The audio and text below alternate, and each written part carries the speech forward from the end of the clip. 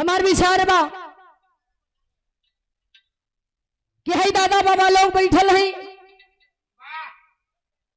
पुरनिया बाबूजी लोग बैठल हैं, हमार माता बहन लोग भी बैठल हैं। तो एक कहानी हम ऐसा सुनावे चले थी जौन की बड़ा ही पुरान बा।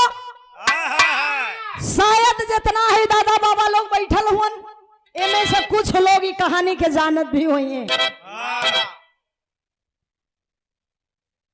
एक ऐतिहासिक विराह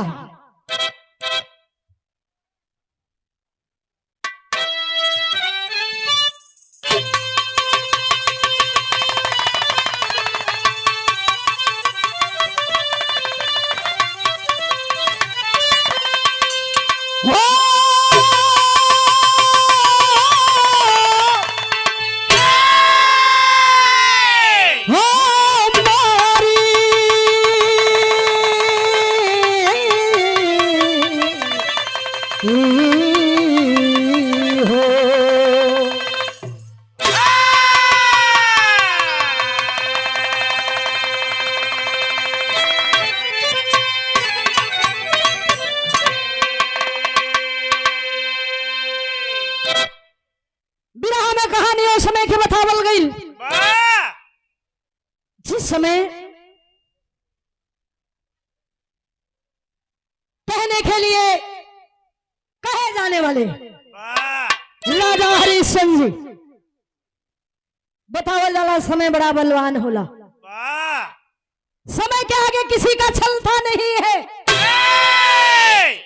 समय चाहिए तो राजा बना दी, इस समय ये चाहिए तो भिखारी बना दे। किस्मत को बदलते देरी नहीं लगती। सत्यवादी राजा हरिश्चंद्र जी जौना समय सर पे सेहरा सजा करके हाथी घोड़ा से बड़ा सजा धजा करके लेकर के चले हैं रानी सभ्या से ब्याह करने के लिए। कहानी उस समय की बताई जाती है। भूमिका के लाइन से संकेत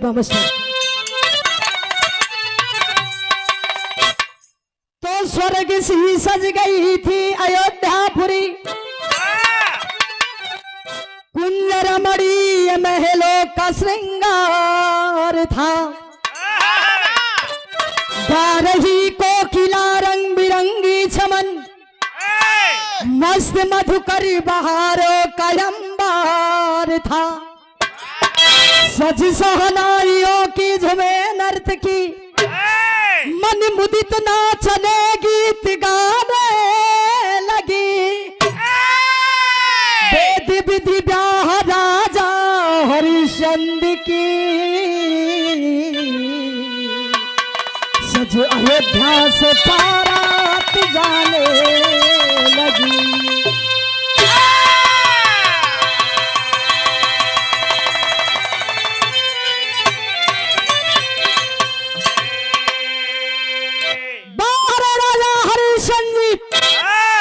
सत्यवादी राजा हरिश्चंद्र जिस समय सर पे सिहारा सजा करके मन में खुशी का भाव लेकर के दुल्हा बन के रानी सभ्या से ब्याह करे चलत हुन, ओ समय एक लाइन गजल के नमूना लगत मिस्टर साहब बिरहा में।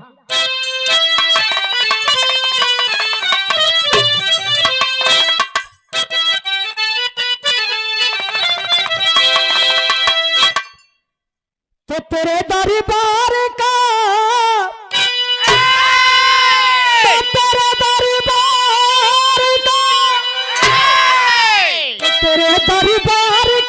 मालिक करीना हम भी देखेंगे।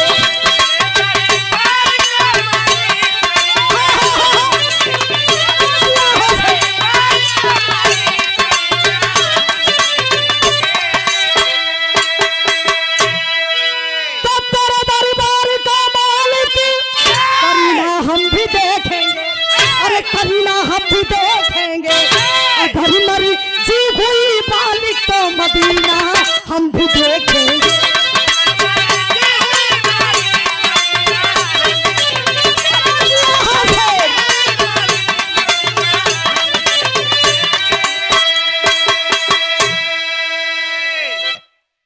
तो गजल खिलाई रहल, लेकिन वहां में बड़ी नीमन बात हमरे कवि जी लिखलन। जब सेहरा सजा के लेके चलल हुन ओ समय के बात लिखल गई है कैसे तो बाधुसर शादी का तो बाधुसर शादी का तो बाधुसर शादी का सहारा चली बारात शादी में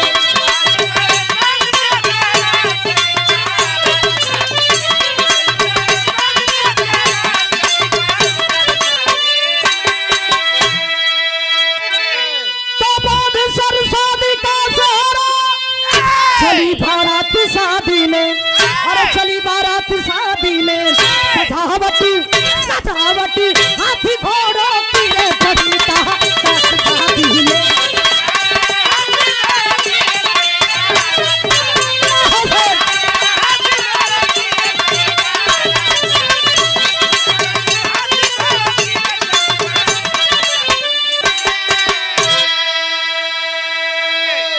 से कहानी की शुरुआत होता कैसे होता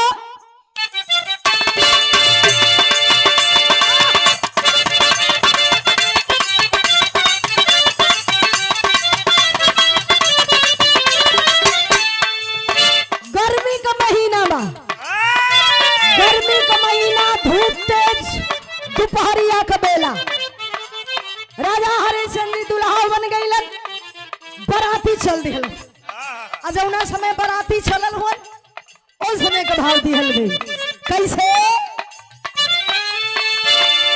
मंजिल दूरी गर्मी धूप पैदल जाना है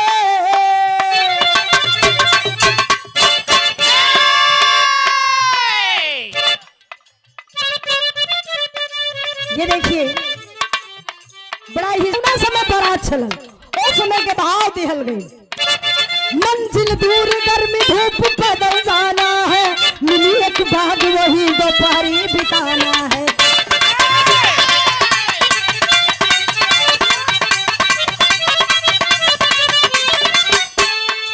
सुहानी बाग में बारातियों का डेरा था सुहानी बाग में बारातियों का डेरा था पेड़ के ऊपर एक गिद्ध का बसेरा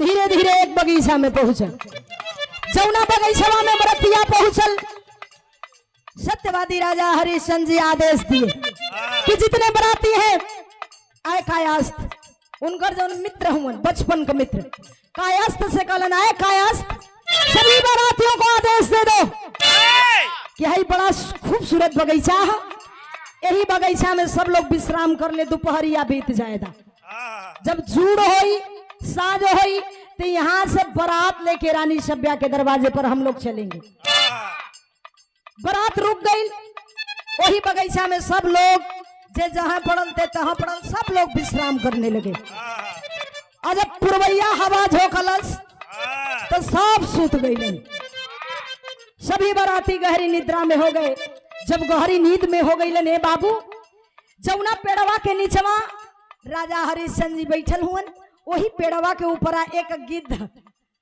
और गिधनी के बसेरा रहल नर और मादा गिधवा गिधनी आपस में बतियावत हुन का मादा गिद्ध से बोली स्वामी जाना होगा मादा गिद्ध से बोली स्वामी जाना होगा आज मानो की मांग हमको खिलाना होगा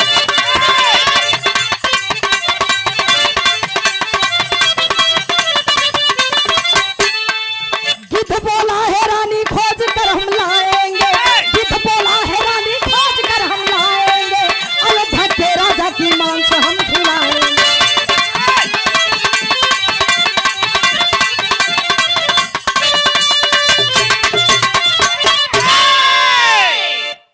गिधनिया कहलस ए गिद्ध राजा धीरे धीरे हमार समय नजदीक आ गई मनी गिधनिया गर्भ से रहल पेट से रहल कहलस धीरे धीरे ऐसा लगा था कि हमार बच्चा भी हो जाई आ हम तू मानव के मांस मनुष्य के मांस ना खियबा हाई देखत हुआ तमाम बराती जे जे हर सुतल हते ते हर सुतल ह केहू की बिल्कुल होश खबर नहीं है।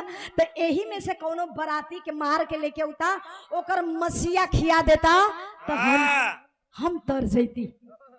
आया है रे बाबू जौने समय एतनी बतिया गिधवा सुनलस कल से गिधनी रानी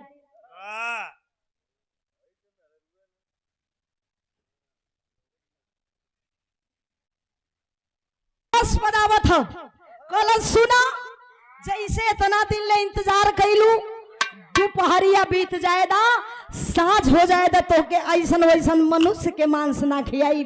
आया है रे सैया आखिर में कैसन मनुष्य के तो हम के मांस खियाईबा। गिधनिया कलस कि आखिर कैसन मनुष्य के मांस खियाईबा। गिधवा कलश है गिधनी रानी साँझ होवेदा है जब राजा सर पे सेहरा सजा के जात हुन न ए नहीं का सझिया के मौत हो जाई ई मर जाई है ए नहीं का मांस तो के हम लिया के खिया देब आ हमनी के जौन होखे वाला बच्चा बा उल्लर चुहना ना होई मनी लार ना बहाई। जब मेहरा रू पेट से होनी मुन्ना भैया तो ई होला कि जवन इच्छा होले जवन मन करेला तवन तवन लोग खियावेला के खियादा नहीं होखे वाला बच्चा लड़चुहना हो जाई। कितना लोग थपुआ नरिया भी साफ हो जाला। बात सही है। इनकर मेहरारू खात रहे एमन से तो लोग के मेहरारू खैले बा कि नहीं खैला हो तो तू लोग थोड़ी बतईबा। ए बाबू गिधवा कल साँझ होवेदा राजा हरिश्चंद्र जी के मांस खियाई हमनी के होखे वाला जौन बच्चा है बलशाली है सत्यवादी है। के ऊपर है इतनी बरतिहा लोग है इतनी बराती बारात लेके जाते हैं कहत हुआ राजा मर गई है। हाँ एक गिधनी रानी राजा मर गई है। सुबेर बीत जाएगा दोपहरिया बीत जाएगा साँझ हो जाएगा राजा के मौत हो जाए। कैसे हुई बतावा था गिधवा कैसे हुई। मैं साहब बिरहा में गीत लगत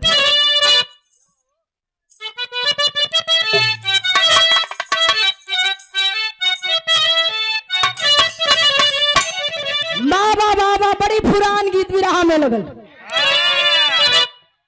यही कही जियरा हमार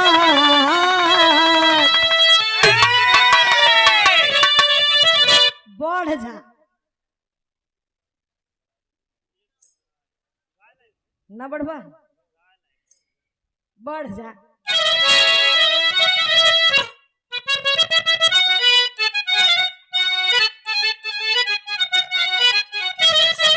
बाबा बाबा बड़ी पुरान गीत है बिरहा में। जैसे ही बिरहा पुरान वैसे ही मन का गीत पुरान। जंगली जी कहे कौन मर्द मेहरारू से कहे और यही कही जियरा गमा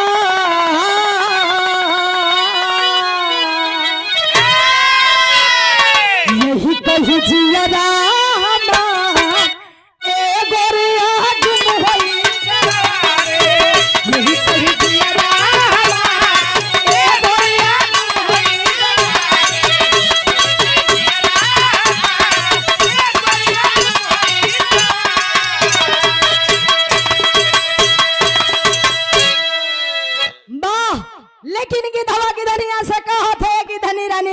के मौत हुई कैसे हुई पैसा लेला। ये देखिए आदरणीय आप परम श्रद्धेय मोहन भैया जी आपकी ओर से ये बहुत बहुत रुपयों से सम्मानीय दूसरा पुरस्कार है। बहुत बहुत प्रणाम बा भैया आप लोग के भी पहलगी माता बहन के भी हमारे पहलगी पहुंचे लेकिन कहना है कहे का अरे हाथी पर होते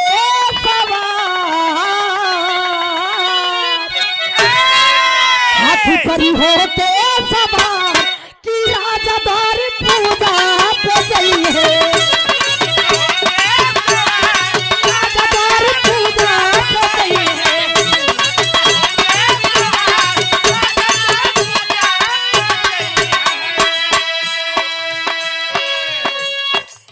सुरसल पे हाथी पर से दबई है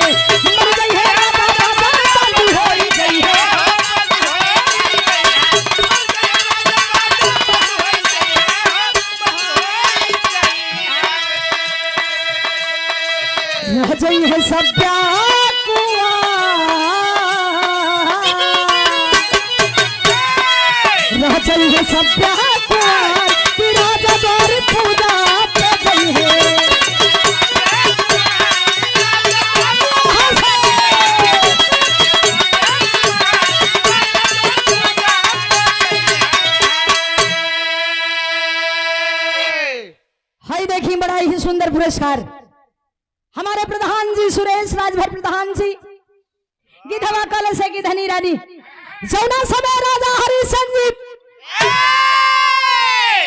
हाथी पर बैठ के दुआर पूजा लगावे जाई है, दुआराचार लगावे जाई है, हथिया पगला जाई। और जब हथिया पगला जाई तो अपना सूड़ में राजा साहब के लपेट ले ही और लपेट के जमीनिया पे पटक दे ही, पटक के लतवा से दबा के मार दे ही, राजा मर जाई है। गिधनिया बड़ा उदास मन से कहलस, एक गिद्ध राजा साहब के बचला के कौनो उपाय तो है। गिधवा कहलस है गिधनी रानी राजा साहब बच जाई है अगर उहे द्वार पूजा घोड़ा पर बैठ के लगई है तो बच जाई है। अब इधर के बात इधर छोड़ल जाई। बरात यहां से चले का धीरे धीरे तैयारी होता, तब तक रोकलन। एक बात और कहलन, यहां तो राजा के जान बच जाई, लेकिन आगे भी राजा के जान के खतरा है। कवन खतरा है वैसे साहब? बिरहा में गीत लगत है।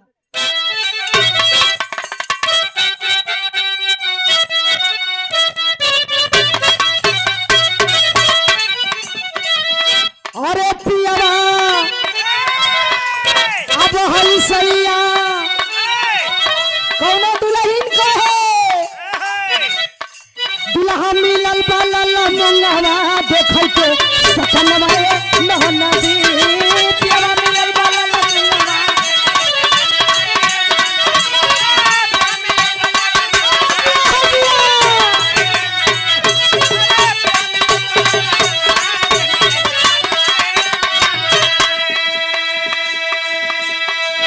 लेकिन गिधवा एक बात और गिधनिया से कहल से गिधनी रानी राजा के मौत हो जाई जब ब्याह को के रानी सब ब्याह के दुल्हन बना के अयोध्या नगरी में लेके गई है। वहां भी राजा के जान के खतरा है। कवन खतरा है बतावत है। राजा के होई है मौतिया सुहाग वाली रतिया ए गोरिया।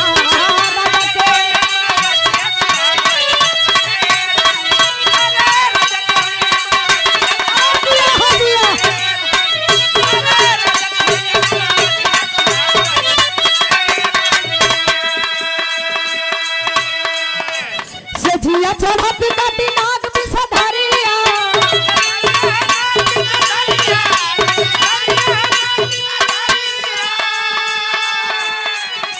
नहीं बची जान घेरी गम का बधारिया।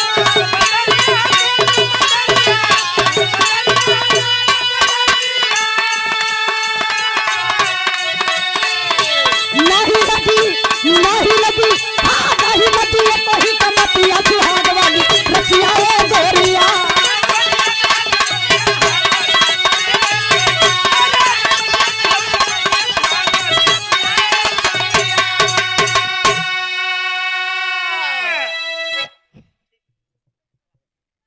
ए बाबू गिधवा कलश है गिधनी रानी जब सुहाग रात कच्छ में गई है तो वहां कौनो उपाय काम ना करी।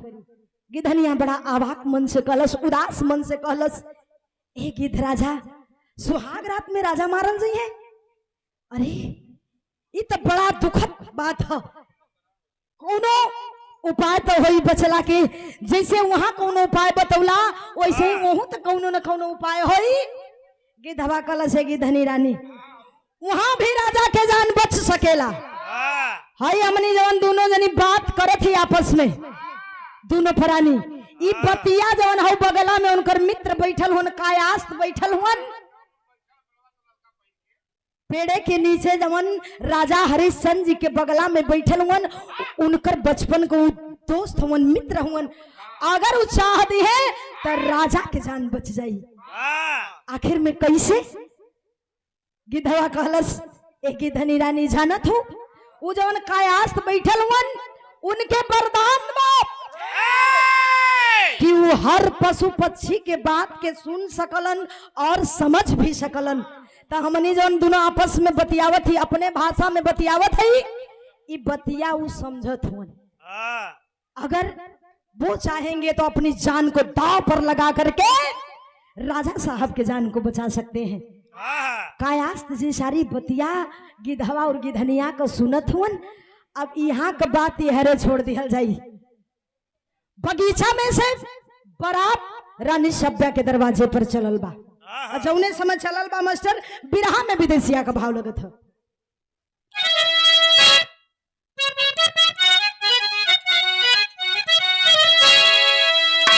और गिधवा की बतिया से धड़ी के ला छतिया हो विधन के ऐसनी विधनवाए मितऊ राजा के बरतिया दुआरवा पे आई गईली और मिले न कयास्ती के चयनवाए मितवा। तो राजा हरिश्चंद्र जी से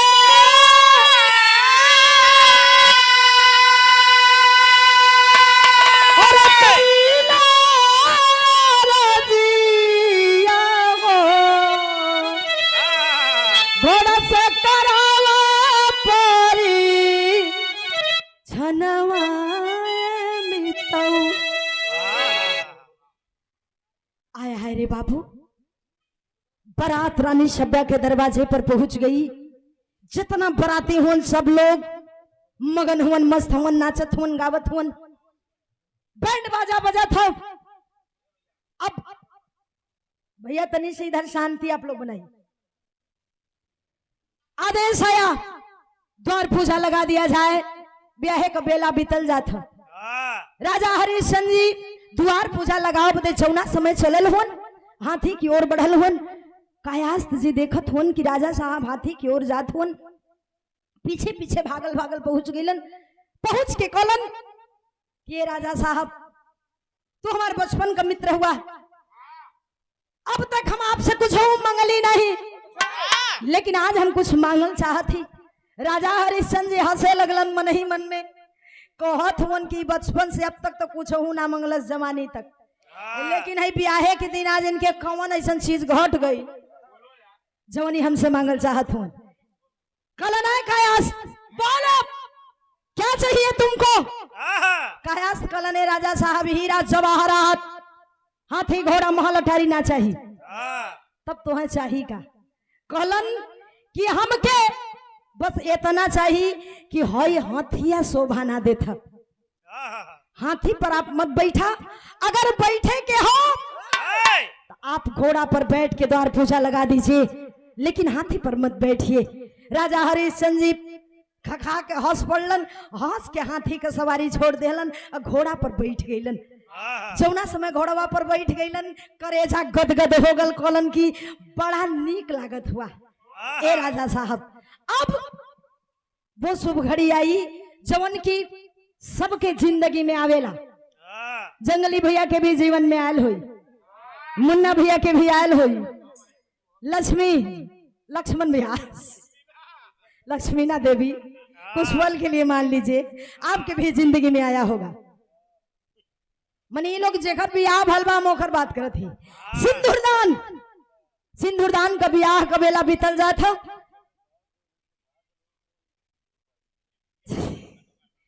बिरहा शैली में भाव लगत है साहब कैसे?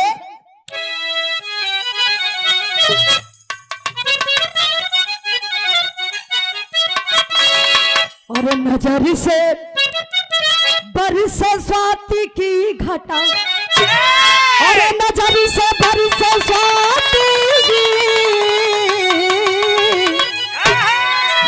नजर से बरसे स्वाति की घटा, तब भर गई मांग चली सब बाबा भूल के घर से लगा, घर से लगा, घर से लगा।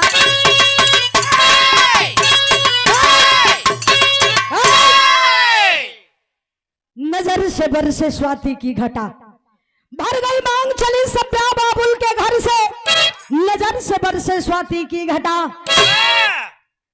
जब बिटिया का विदाई होला तो लड़की वालन के तरफ को आंखें नम हो जाती है, कलेजा फट जाता है। हाँ जब बिटिया घर से निकले ली, रानी सभ्या का जौना समय विदाई होवे लगल, सब लोग विदाई करत है, माता बहन लोग विदाई करत हैं, आंख से आंसू सबके चलत है। इधर कायास जी के दिल में चैन नहीं है। राजा हरिश्चंद्र जी का खुशी का ठिकाना ना है, कलेजा गदगद है कि हम रानी सभ्या के दुल्हन बना के अयोध्या नगरी में लेके जाते, लेके गई हुआ अयोध्या नगरी में दुल्हन बना के ले जाके बैठा देलन। अब जब सुहाग रात कक्ष में रानी बैठ गई, हाँ सुहाग रात का कमरा सजाने का समय हो गया। जब समय आइल तो इधर राजा हरिश्चंद्र जी इधर उधर खाचत हुन, द्वार खाचत हुन, सोचत हुन कि के काम सौंपी। तब तक अचानक दिमाग में बात आई कि बचपन का हमार मित्र कायास हुन, काहे नहीं के भार दे दे कि चलो सुहाग रात वाला कमरा तू ही सजा दा। अब पहुंचल हुन, इधर द्वार खाचत हुन, हाय देखी वहां तो राजा के जान बचा ले ली, लेकिन ए मालिक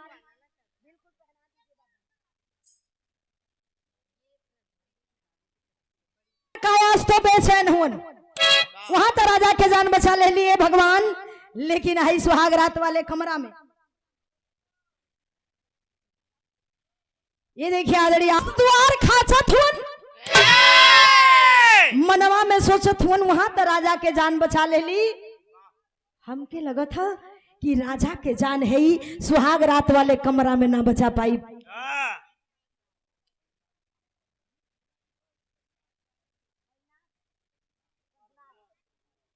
ये देखिए आदरणीय यहाँ पर राजा हरिश्चंद्र जी तब तक घूमत टहरत कायास जी के पास में आ गईलन, जाके कन्हवा पे हथवा रख के कहलन, आए कायास बड़ा काम तू हमार कइला, अब एक आखिरी काम और तू कह दा।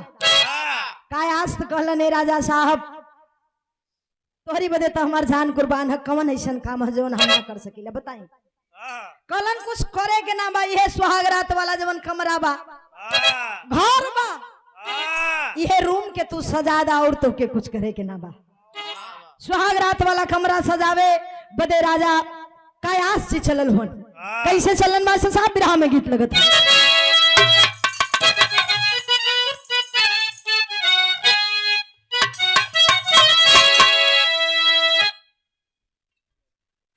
अरे हमारी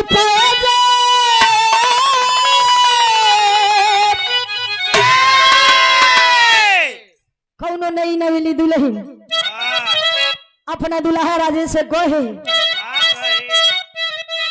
ए हमारे सैया कुल तो हमरे बदे देहला, कुल बनवला, लेकिन हमारे एगो और इच्छा बा ओहू के पूरा दा। मर्दा से कहतिया अरे हमारी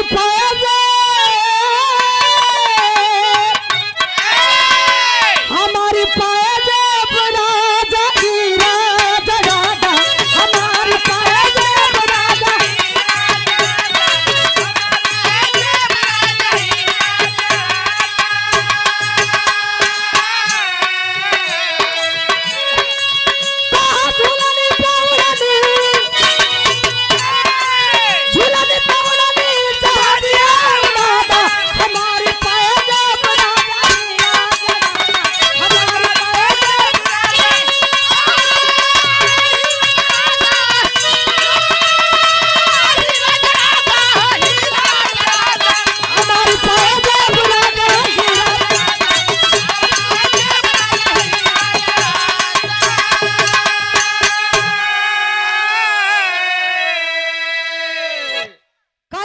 बगिया में पहुंचल हुन, तरो ताजा एकदम फूल सुन लेहलन, एगो टलरी में भर लेहलन, भर के वही के अंदर एगो तलवार छिपा के रख लेहलन, रख के सुहाग रात वाले कमरा में पहुंचल हुन।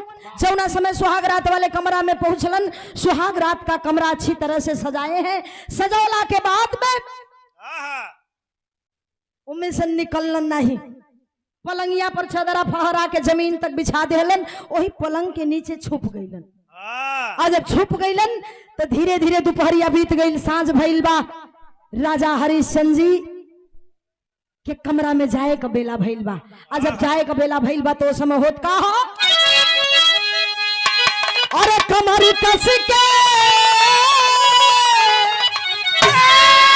कमर कस के बाधा फेंका कतरिया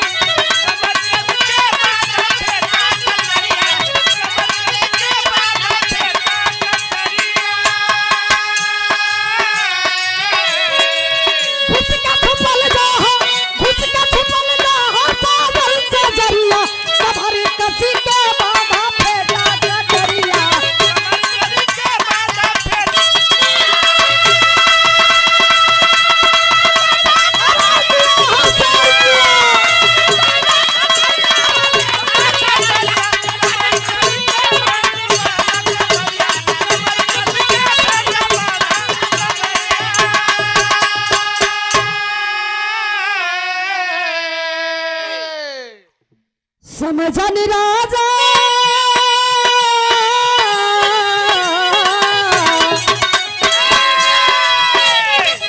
समझन राजा बिस्तर गई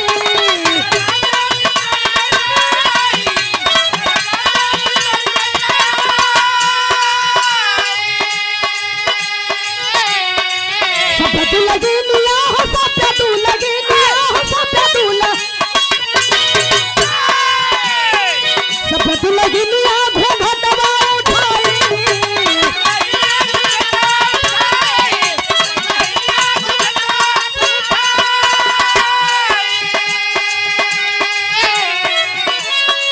कोना से निकलल बा नाम से भरिया कमर कस के बाधा फेंका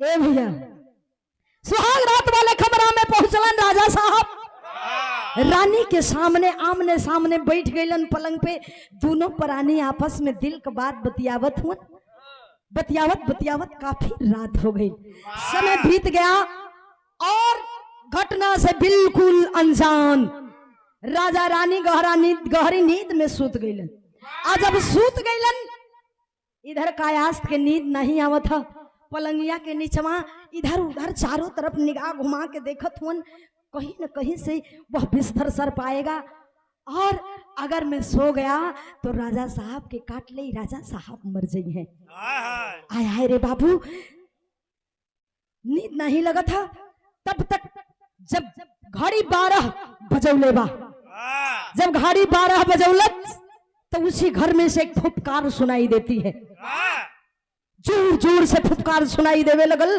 जब फुफकार सुनाई देवे लगल तो इधर उधर चारों तरफ निगाह घुमा के चकपका के कायात से देखत हुन कि कहां से फुफकार आवत बा लगता है विषधर साहब राजा साहब को डसने के लिए आ गया चारों तरफ निगाह घुमा के देखत हुन तब तक देखत हुन कि एक काला बिसहला नाग पलंगिया के पास पहुंच गए जब पलंग के पास पहुंचल बा जे वही पलंग पर चढ़ने जा रहा है निकाल लेलन वह तलवार खच दे चला देलन निकाल का तलवार चलौलन सांप के 2 खंड में विभाजित कर देलन अब विभाजित कर के मार के मरल जान के घर में से निकल के बाहर जायल चाहत हुन फलांग मरले हुन तब तक बगल में लोटा रखल लोटे में पानी था लतवा से ढनक गईल और जब लात से ठोकर लगल बा ए बाबू लोटवा ढनक गईल और जमीन पे जब ढंगराइल बा तो आवाज आई जब आवाज आती है तो राजा साहब के कनमा में बजिया पहुंचल बा चकपका के एकदम पलंग से जाग गईलन और जाग के देखत हुन कि कोई घर में से भगा हुआ जा रहा है बाहर की तरफ छलांग मार के भर अखबार के पकड़ ले और जब भर अखबार के दफोचले हुन ध के जब घुमा के चेहरा देखले हुन त आए हाय रे बाबू अवाक हो गए कोनो बात नहीं आवत बा मुंह से जबान नहीं खुलत बा कि मैं बोलूं तो क्या बोलूं। ये मेरे बचपन का मित्र जिसके ऊपर मैं जान न्यौछावर करता था, आज वो सुहाग रात कमरे में आया तो क्यों आया? दिमाग में तमाम प्रकार का बात घूमे लगल। सवाल करते हैं, आय कायास काहे बदेला इतनी रात को एक नई नवेली दुल्हन के कमरे में क्यों आए? आने का कारण बता सकते हो? कायास कोलन, ए राजा साहब हम बतावे के मूड में ना है, हम कुछ ना बता सकीला। काहे नहीं बताओगे? कहीं ऐसा तो ना कि रानी के प्रति तुम्हारी निगाहें गंदी हो गई थी? कहीं ऐसा तो नहीं कि तुम मेरी जान को मारने के लिए आए थे? एक आयास, कहीं ऐसा तो ना कि तुम्हारी नियत गंदी हो गई थी, चोरी करने के इरादे से इस कमरे में आए थे? तमाम प्रकार का सवाल करे लगलन। और जब सवाल पे सवाल करने लगे तो कायास ऐसा ही न गर्दन झुका लेलन। गर्दन झुका के कुछ बोलत नहीं हुन। कहलन, ए राजा साहब अगर मेरे ऊपर आपको विश्वास नहीं है, भरोसा नहीं है तो मैं कुछ कर नहीं सकता हूं। अगर मैं सच्चाई बता दूंगा ते राजा साहब आप तो सुन ले बा, लेकिन हाई जमन सच्चाई बतावे वाला तोहार सेवक है, तोहार दास है, तोहार दोस्त है, वो ना रह जाई, वो ये दुनिया के छोड़ के चल दे ही और पत्थल बदन हो जाएगा। और इस पत्थल शरीर को जिंदा करने के लिए आपको किसी बालक की बलि देनी होगी। हम कुछ ना सुनल चाहती, बस हमके हकीकत जाने के हो। बहाना मत बनाओ, हमें बहाना नहीं सुनना है, हमें हकीकत सुनना है, सच्चाई सुनना है। तुम पत्थर हो जाओ, चाहे आज जमीन में धंस जाओ, हमें कोई परवाह नहीं। कैलन का मास्टर साहब पापट का भाव लगा था।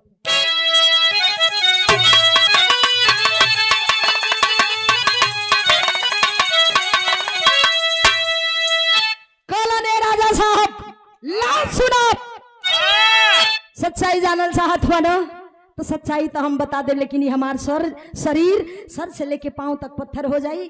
अब पत्थर शरीर के जिंदा कैसे करे के अब तू जनबा। भाई का पापट के भाव लगे थे बिरहा में। लेकिन आप लोग बिरहा के कहानी की तरफ ध्यान दें। होत का हो लाचार हो गईलन, हकीकत बतावत होन। का बतावत होन मास्टर साहब? पापट में भाव।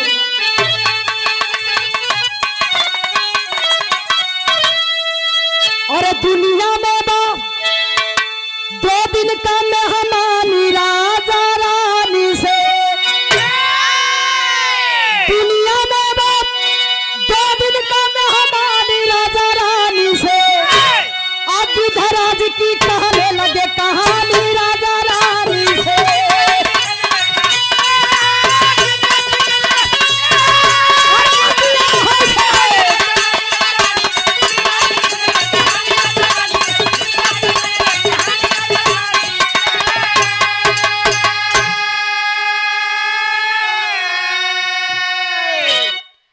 अब जब नाही मल्लन तो कायास्त गिद्ध और गिधनी का बगीचा में से बात बतावे लगलन।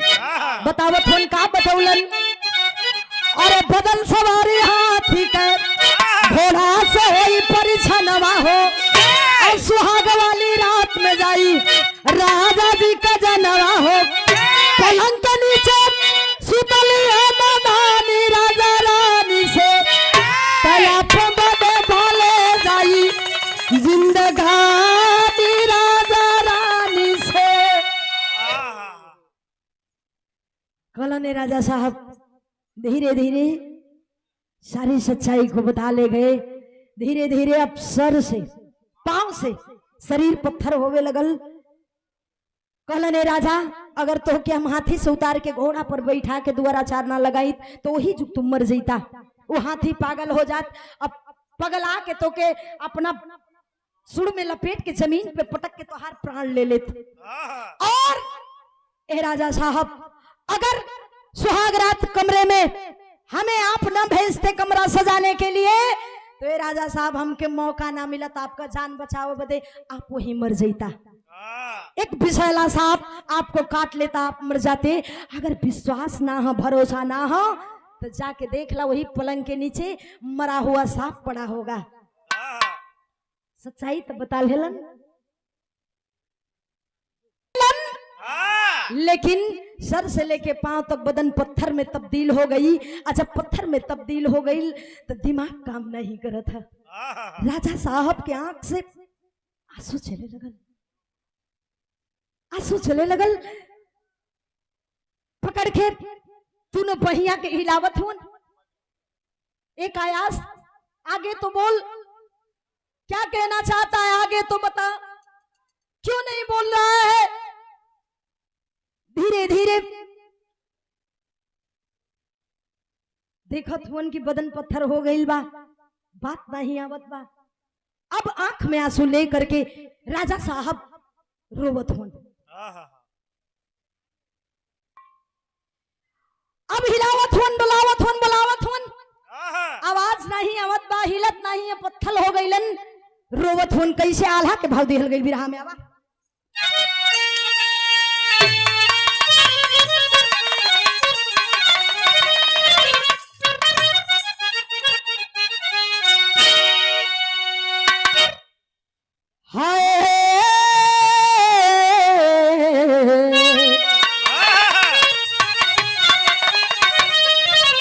बदनी कायास के अरे पत्थर गोई गईले बाबू।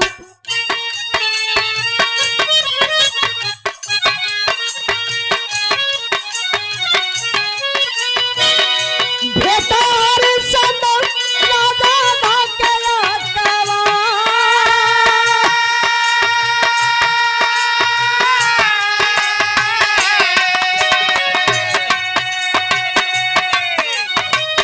तुम्हारी एहसान नहीं हमसे भूलिए साहब।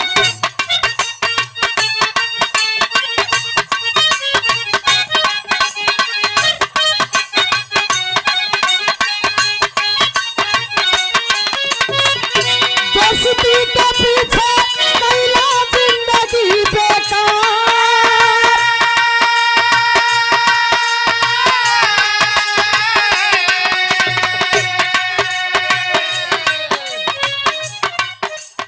धीरे धीरे कुछ दिन बीतल। अब राजा साहब भूल गए बिल्कुल, कायास जी के भुला गई, अपना गृहस्थी में लीन हो गए। होत का गदेला लेके नरबली चढ़वले बाबू।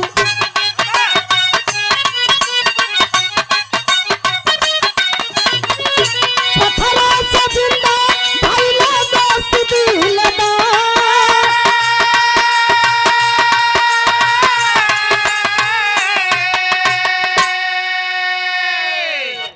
धीरे धीरे कुछ दिन बीत गई।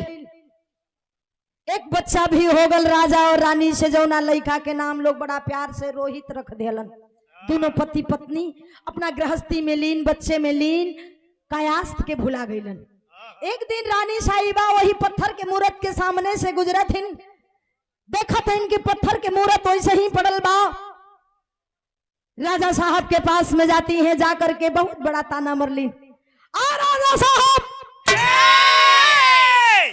बड़े ही खुदगर्ज इंसान हो राजा साहब, आप बड़ा स्वार्थी, बड़ा आप अपने गृहस्थी में लीन हो गए, अपने बीवी बच्चों में लीन हो गए।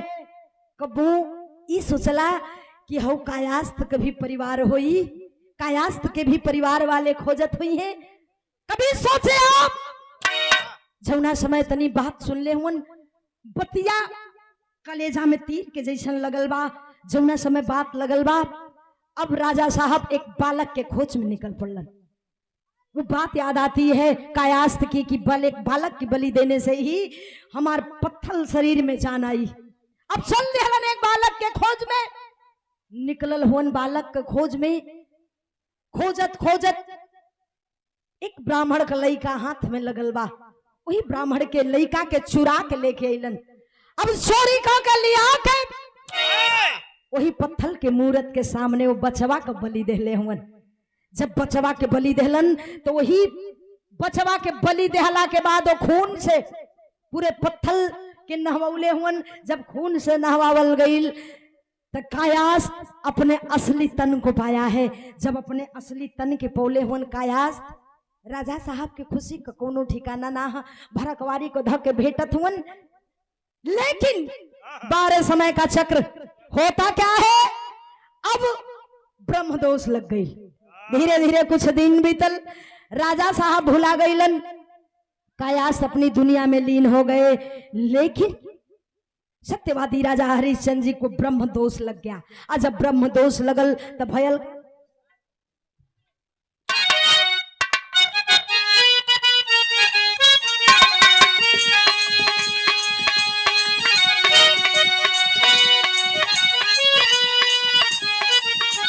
धीरे धीरे भीतर कुछ दिन का समय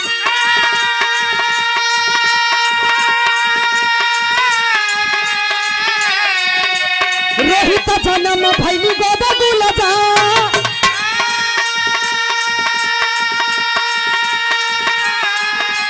ब्रह्म हत्या दोष हरिश्चंद्र होई गई।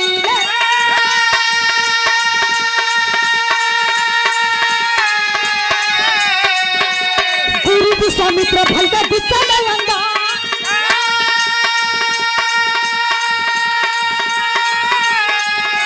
राजपथ राजमहल गुरु मानी लिहाल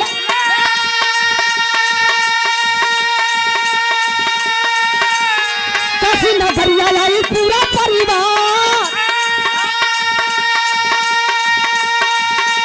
रोहि सप्या पिपरा घर कई ना गुजारावा राजा मेरा घटावा पे बने चौकीदार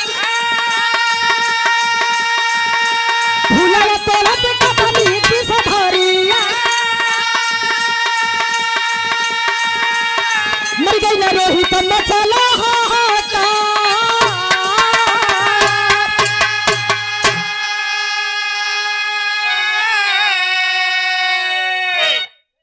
जौना समय ब्रह्मदोष लगल बा, एक दिन रात्रि कबेला राजा साहब सुतल हुवन अपने कमरा में। गुरु विश्वामित्र जी सपने में आते हैं।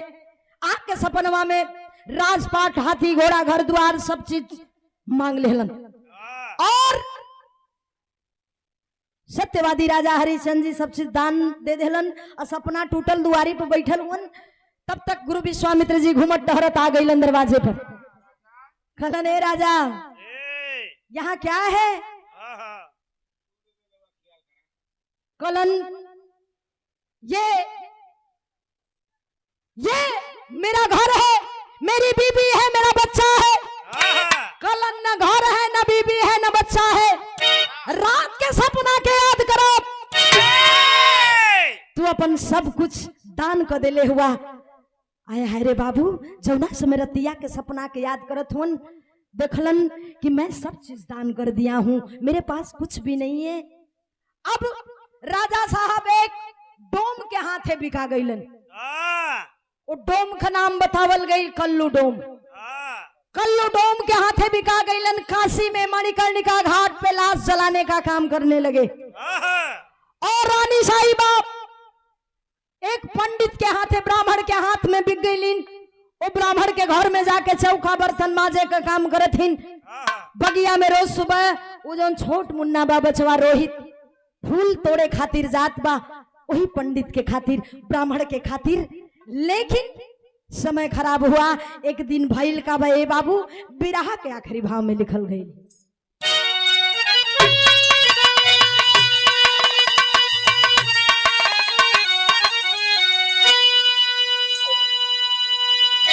अरे रोवा सा प्यार तपर से और नयन से सिया कले कयली असमसनवा रोहित कलसिया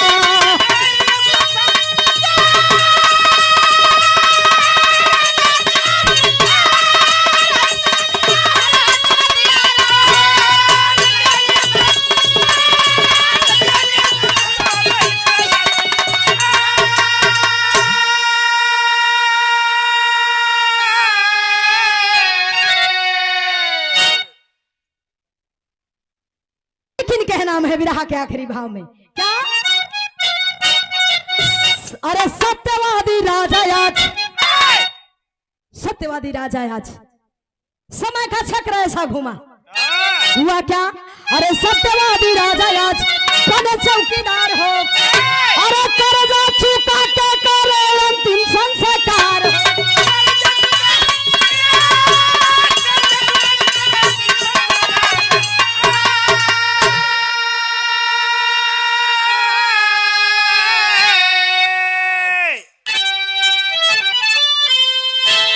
तो फार के चरवा करी और चुकावे दसिया, तो लेके अइली स्मशनवा रोहित के लसिया।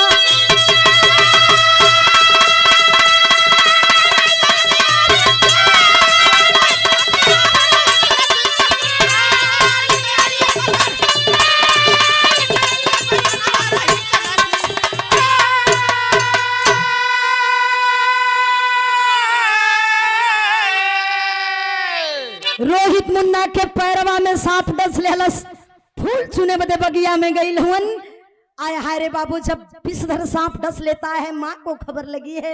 रानी सभ्या के जमुना समय खबर लगल बा, फटे वस्त्र में लिपटी हुई बार समय का चक्र, फटे वस्त्र में लिपटी हुई रानी सभ्या आंख में आंसू लेकर के रोते बिलखते उस बगिया में पहुंचती है, अपने बच्चे को गोद में उठा करके रोते हुए कहती अब मेरा इस दुनिया में कोई नहीं रहा। लाश को लेकर के रानी साहिबा मणिकर्णिका घाट पर पहुंचती है, जहां की राजा साहब लाश जलाने का काम करते हैं। जा करके कहती है पहचानिए, है राजा साहब पहचानिए, आपका बेटा है, इसका दाह संस्कार करना है, हमें अग्नि दे दीजिए। राजा साहब करलन कि कैसा बेटा, कैसी पत्नी, मैं आप लोगों को नहीं पहचानता, मैं यहां का चौकीदार हूं, यहां का नौकर हूं, और मालिक का जो आदेश होगा वही मैं करूंगा, बिना मालिक के आदेश का कुछ नहीं करने वाला हूं। बिना कर लिए अग्नि नहीं मिलने वाली है। रानी साहिबा कहली नहीं राजा साहब, आप भूल गए, आपका बेटा है, मैं आपकी पत्नी हूं। राजा साहब कहलन न कोई मेरा बेटा है, ना ही मेरी कोई पत्नी है, ना मेरा घर है, न द्वार है, कुछ भी नहीं है मेरा यहाँ।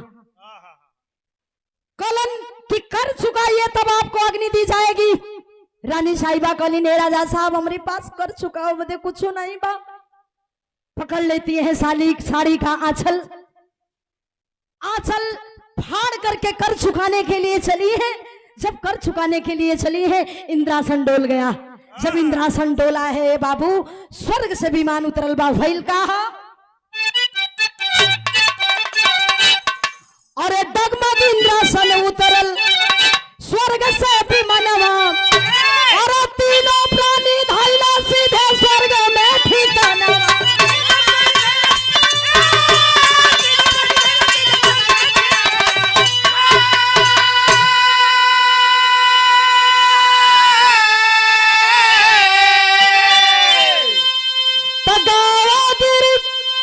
तगावा गुरु बिहारी, अरे काशी का बसी अकाल बेलनी अस्मभनवा रोहित के लसिया।